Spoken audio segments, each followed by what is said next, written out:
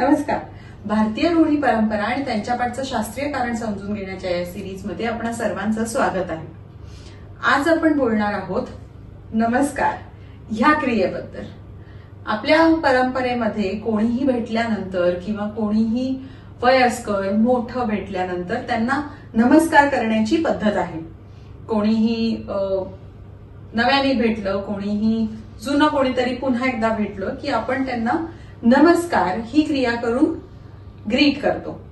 तर ही परंपरा आपल्या देशात का बरं सुरू झाली असावी? सो आज आपण समजून घेणार आहोत की नमस्कार करण्याच्या क्रियेमध्ये आपल्या शरीराला कसा फायदा होतो. तर आज मी तुम्हाला सांगणार आहे की आपले हात आणि आपल्या हातांची बोटं याच्यामध्ये प्रेशर पॉइंट्स असतात ॲक्युप्रेशरचे, ज्याच्यामुळे हे पॉइंट्स एकमेकांवर दाबले गेल्यामुळे आपोआपच त्या पॉइंट्सना एनर्जी मिळते आणि ही ऊर्जा ही आपल्या त्या अवयवाला ऍक्टिव्हेट करत असते. सो बोटांमध्ये असलेल्या पॉइंट्समुळे आपलं मेंदू, डोळे, कान, नाक, घसा, त्याचप्रमाणे आपलं मन ह्या सगळ्यांना ऍक्टिव्हेट करणारी ऊर्जा जात असते.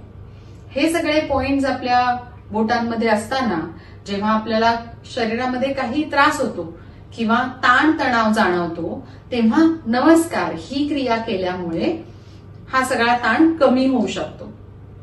त्याचप्रमाणे नमस्कार ही क्रिया केल्यामुळे आपल्या शरीरामधली ऑक्सिजन लेवल किंवा ऑक्सिजन कॅरिंग कपॅसिटी ही वाढते. हे सायंटिफिकली प्रूव्ह झालेले आहे.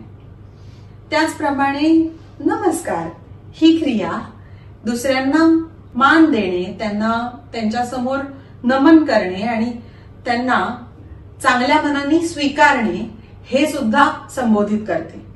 त्याच्यामुळे ही क्रिया केल्यानंतर समोरच्या माणसालाही आमंत्रित केल्यासारखे आणि समोरच्या माणसाचा आनंदाने स्वीकार केल्याचे त्यांनाही जाणवते. त्यामुळे पुढचे सगळे बोलणे, पुढचे जे काही व्यवहार, देवाणघेवाण हे जेही होतं हे चांगल्या मनाने सुरू होतं. त्याचप्रमाणे मी जसं म्हटलं की ह्या क्रियेमुळे आपल्या मनामधला ताण तणाव कमी होतो आणि त्याच्यामुळे आपोआप आपल्या चेहऱ्यावरती एक स्मित हास्य येते, ज्यामुळे सुद्धा तुमची ओव्हरऑल एनर्जी ही खूप पॉझिटिव्ह होते.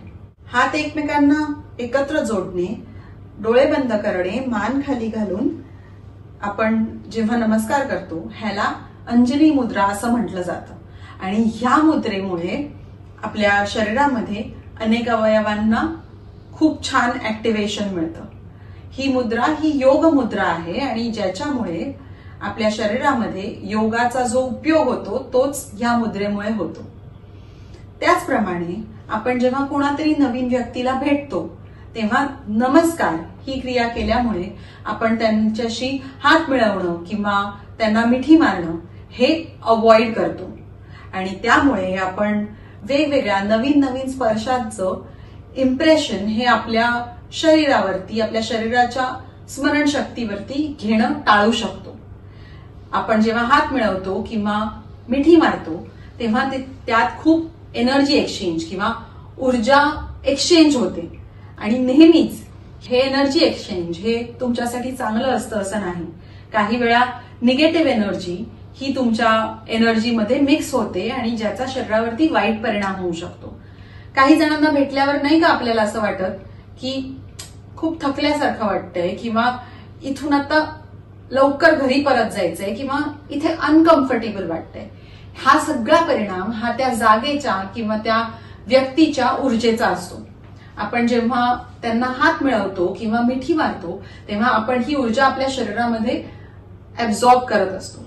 पण त्याऐवजी जेव्हा आपण नमस्कार ही क्रिया करतो तेव्हा आपण त्यांना रिस्पेक्टफुली, त्यांना मान देऊन ऍक्सेप्ट तर करत असतो, पण आपली ऊर्जा, आपला ऑरा, आपली एनर्जी फील्ड हे आपण प्रोटेक्ट सुद्धा करत असतो. त्यात सरमिसळ व्हायला देत नाही. सो अशा विविध कारणांमुळे आपल्या परंपरेमध्ये नमस्कार असं करण्याची पद्धत निर्माण झाली आहे. ह्या कृतीमुळे आपल्या मनगटांना, आपल्या बोटांना, आपल्या हातांना, आपल्या हाताच्या स्नायूंना ह्या सगळ्याला एक एक्सरसाइज मिळतो, व्यायाम मिळतो. त्याचप्रमाणे हे प्रेशर पडल्यामुळे तिथले प्रेशर पॉइंट्स ऍक्टिव्हेट होतात. सो हे सगळं आपल्या शरीरासाठी, आपल्या मनासाठी आणि आपल्या ऊर्जा फील्डसाठी सुद्धा उत्तम आहे.